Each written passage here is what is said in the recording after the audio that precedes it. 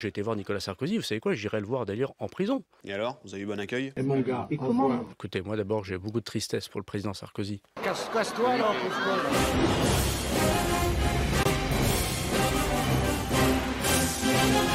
Bon, qu'est-ce qu'il y a à l'ordre du jour aujourd'hui? Eh bien avant tout... La suspension de la réforme des retraites. Encore? Oh non, ça devient un dada. Sous prétexte de nourrir le bourgeois, on travaille 20 heures par jour. On passe notre vie à se geler les meules. À force de trimballer des machins, on se retrouve à 25 ans déjà à moitié déglingué. Bon alors qu'est-ce qu'on décide? Le décalage d'une échéance.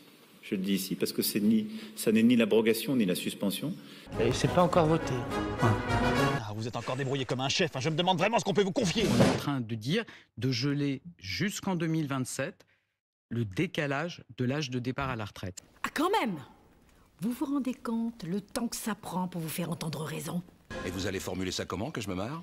J'ai dit très précisément qu'il fallait examiner les modalités et les conséquences concrètes d'une suspension de la réforme jusqu'au débat qui, de toute façon, interviendra dans le cadre de l'élection présidentielle. Ah bah oui, comme ça, oui, qu'on envisage de remettre en question, c'est sûr.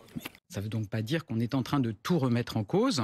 Si vous en aviez dans le slibard, c'est ce qu'il faudrait faire, oui. Je n'ai pas dit qu'il fallait bazarder la réforme des retraites. Alors, qu'est-ce que vous en pensez?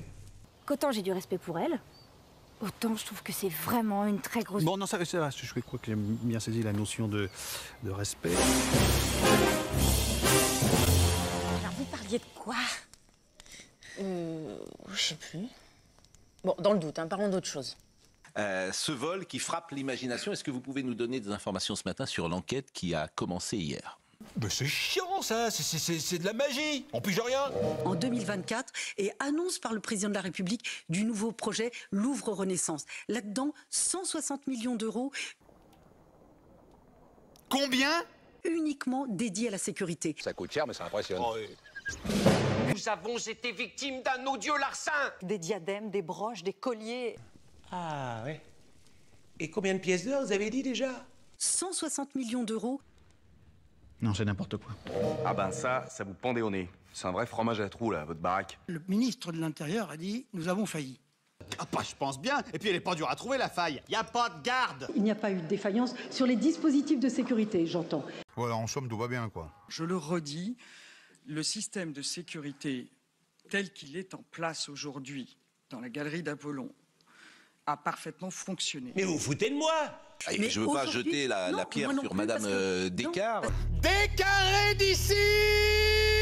Ce sujet-là, moi, il me tient à cœur.